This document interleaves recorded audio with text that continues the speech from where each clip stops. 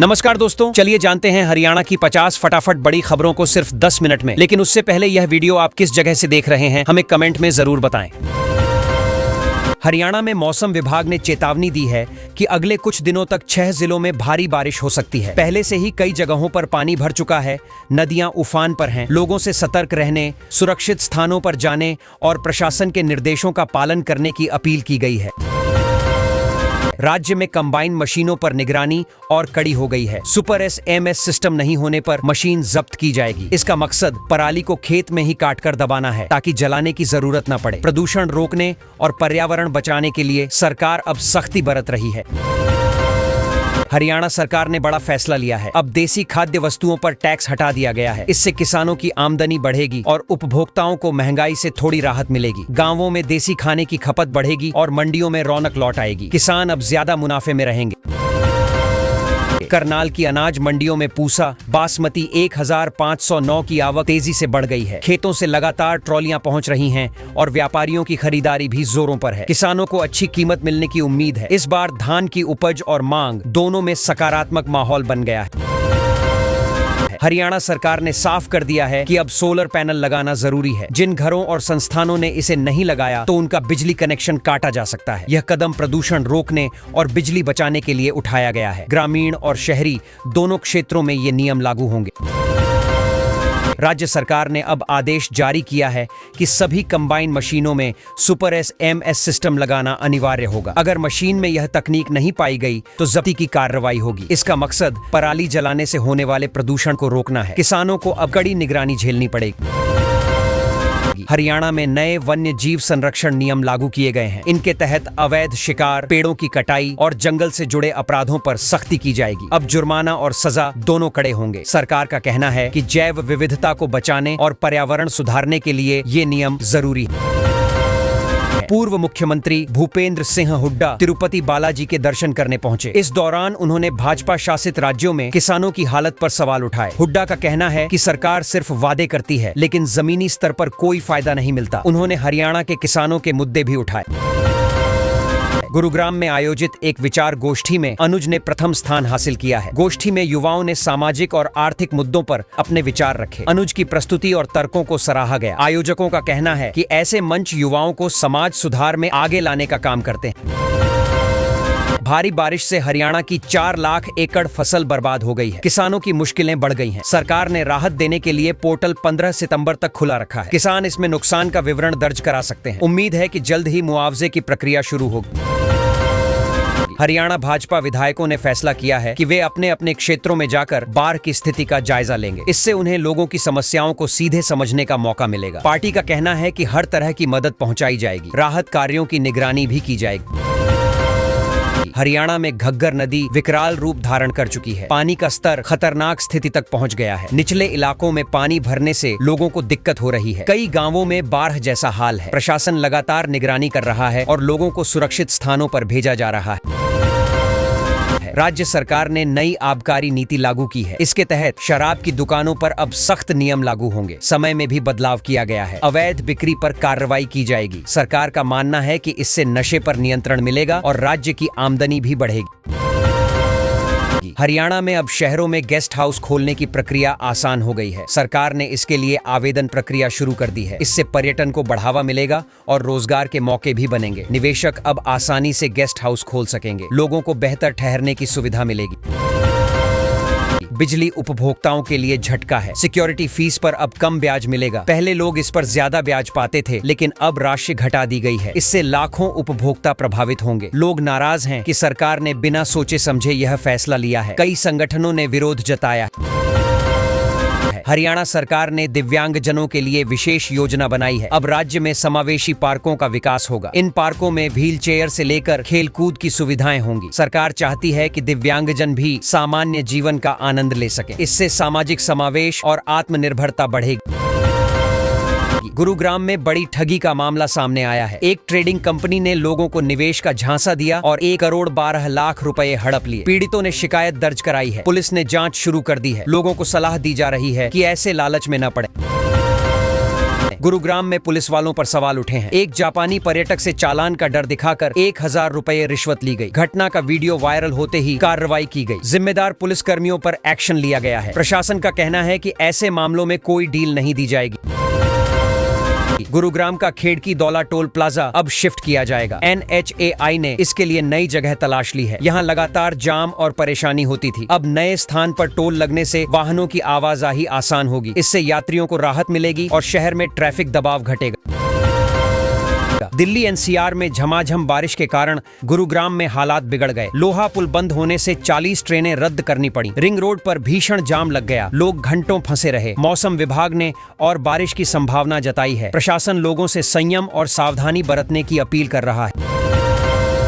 हरियाणा में हथिनी कुंड बैराज से पानी छोड़े जाने के बाद नदियां उफान पर आ गई हैं। कई जिलों में बाढ़ की स्थिति बन गई है। 7 लोगों की मौत की पुष्टि हुई है। गांवों में जनजीवन अस्त व्यस्त है। सरकार ने राहत और बचाव कार्य तेज कर दिए हैं। सिरसा में चेयरमैन ने स्वच्छता अभियान का आगाज किया है। इस अभियान में लोगों को साफ सफाई के महत्व के बारे में जागरूक किया जाएगा। स्कूलों और मोहल्लों में कार्यक्रम होंगे। अधिकारी और स्थानीय लोग इसमें भाग ले रहे हैं। मकसद है कि हरियाणा को साफ सुथरा और स्वस्थ बनाया जा सके। फिर से बिजली उपभोक्ताओं को लेकर चर्चा है। सिक्योरिटी फीस पर मिलने वाला ब्याज घटा दिए जाने के कारण लोगों में गुस्सा है। उनका कहना है कि सरकार को महंगाई के दौर में राहत देनी चाहिए थी, लेकिन यह फैसला उल्टा बोझ डाल रहा है। विरोध की आवाजें तेज हो रही हैं। हरियाणा सरकार ने जोर देकर कहा है कि अब हर घर और दफ्तर में सोलर पैनल अनिवार्य होंगे। ऐसा नहीं करने वालों के बिजली कनेक्शन पर खतरा मंडराएगा। इस फैसले का मकसद ऊर्जा संकट को दूर करना और पर्यावरण को बचाना है। लोगों को सोलर योजना के फायदे भी बताए जा रहे हैं। गुरुग्राम में जापानी पर्यटक से पुलिस वालों ने चालान का डर दिखाकर 1000 रुपए रिश्वत ली। घटना का वीडियो सामने आते ही 2 जवान और एक होमगार्ड को तुरंत सस्पेंड कर दिया गया है। इस घटना ने हरियाणा पुलिस की छवि पर सवाल खड़े कर दिए।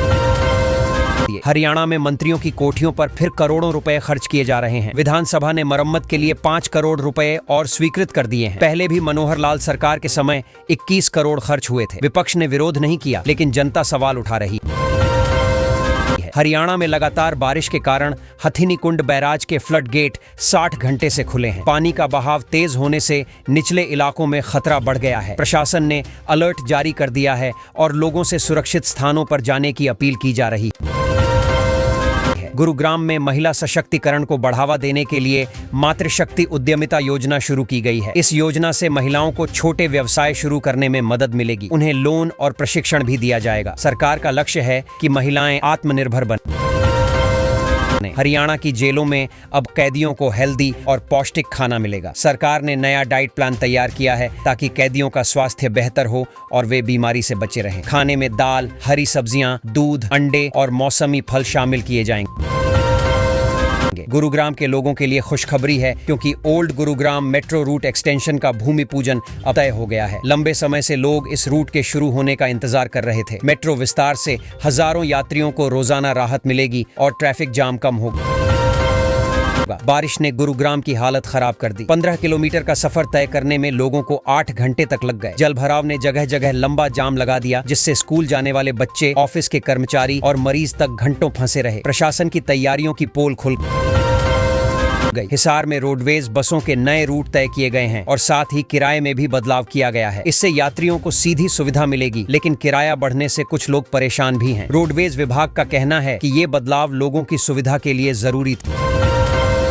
सिरसा में 32 करोड़ रुपए से बिछाई गई बरसाती लाइन में लीकेज हो गई है। इस वजह से हिसार रोड को 1 वे करना पड़ा। करोड़ों खर्च करने के बाद भी काम की गुणवत्ता पर सवाल उठ रहे हैं। लोगों को रोजाना ट्रैफिक और पानी भरने की दिक्कत झेलनी पड़ रही है। हरियाणा में अब सूदखोरों की खैर नहीं। सरकार ने तय किया है कि 15 दिन के अंदर अधिक ब्याज पर पैसा देने वाले लोगों की पहचान की जाएगी। ऐसे लोग कई परिवारों को कर्ज में डुबो रहे थे। अब उन पर सख्त कार्रवाई होगी और पीड़ितों को राहत मिलेगी।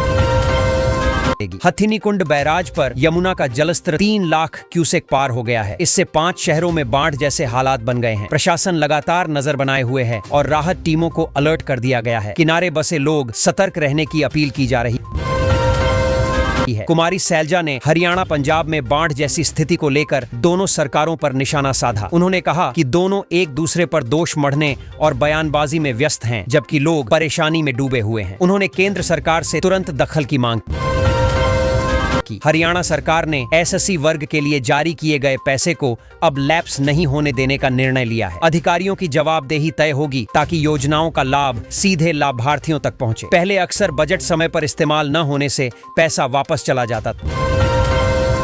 बारिश के चलते हरियाणा के कई जिलों में स्कूलों की छुट्टी कर दी गई है। प्रशासन ने बच्चों की सुरक्षा को देखते हुए यह फैसला लिया। लगातार हो रही बारिश से जगह जगह जल भराव और ट्रैफिक जाम हो रहा है। अधिकारी राहत और बचाव कार्यों में जुटे हुए हैं।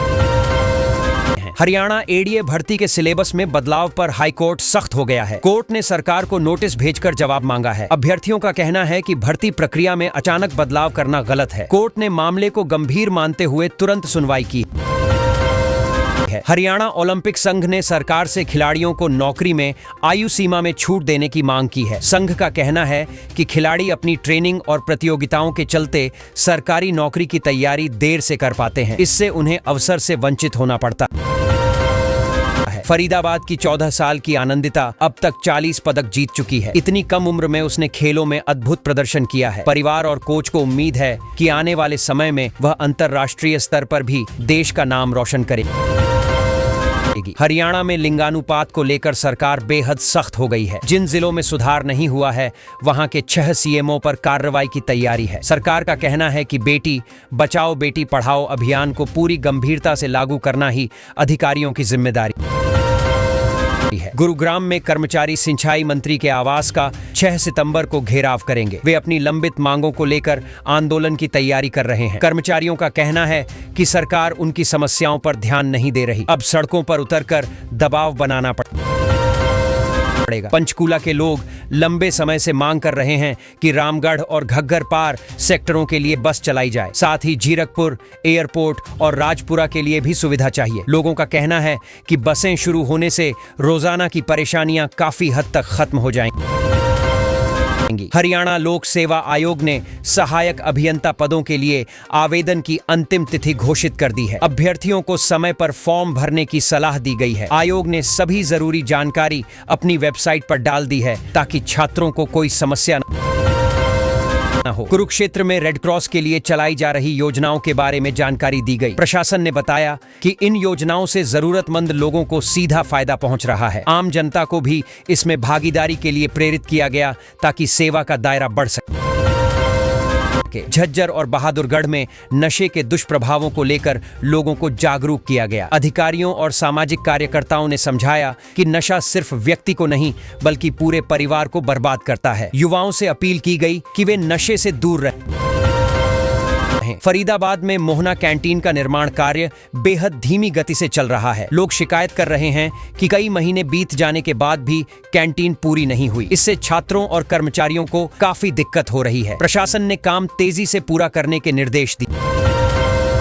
विधानसभा में बड़ा हंगामा हुआ जब सरकार ने 9 लाख परिवारों के नाम बीपीएल सूची से काट दिए। विपक्ष का आरोप है कि यह गरीबों के साथ अन्याय है और बिना जांच परख के फैसले लिए गए। सरकार का कहना है कि सिर्फ अपात्र लोगों को ही सूची से हटाया गया है।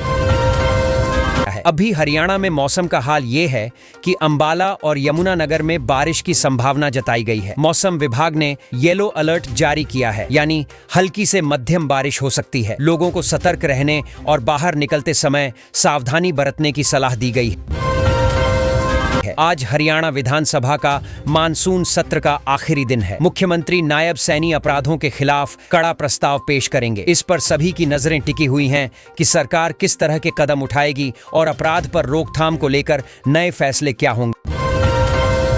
हरियाणा सरकार मल्टी मॉडल लॉजिस्टिक हब के विकास पर करीब 765 करोड़ रुपए खर्च करने जा रही है। पहले चरण में 408 एकड़ जमीन पर काम शुरू होगा। इससे व्यापार और उद्योग को बड़ा फायदा होगा और रोजगार के नए अवसर पैदा होने की उम्मीद जताई जा रही है। विधानसभा में पेश किए गए आंकड़ों से पता चला है कि हरियाणा के जींद जिले में सबसे ज्यादा युवा बेरोजगार हैं, जबकि गुरुग्राम में सबसे कम। यह रिपोर्ट राज्य में रोजगार की स्थिति पर सरकार के लिए बड़ा संकेत मानी जा रही है और इस पर बहस भी हो रही है। भिवाड़ी में कई फैक्ट्रियों पर कार्रवाई होने वाली है। आरोप है कि ये फैक्ट्रियां नियमों का उल्लंघन कर रही हैं और अफसरों की मिलीभगत भी सामने आई है। अब सरकार ने साफ किया है कि गड़बड़ी करने वाली फैक्ट्रियों और भ्रष्ट अफसरों दोनों पर सख्त कार्रवाई की जाएगी। हरियाणा में मौसम विभाग ने चेतावनी दी है कि अगले कुछ दिनों तक 6 जिलों में भारी बारिश हो सकती है। पहले से ही कई जगहों पर पानी भर चुका है, नदियां उफान पर हैं। लोगों से सतर्क रहने, सुरक्षित स्थानों पर जाने और प्रशासन के निर्देशों का पालन करने की अपील की गई है। राज्य में कंबाइन मशीनों पर निगरानी और कड़ी हो गई है। सुपर एसएमएस सिस्टम नहीं होने पर मशीन जब्त की जाएगी।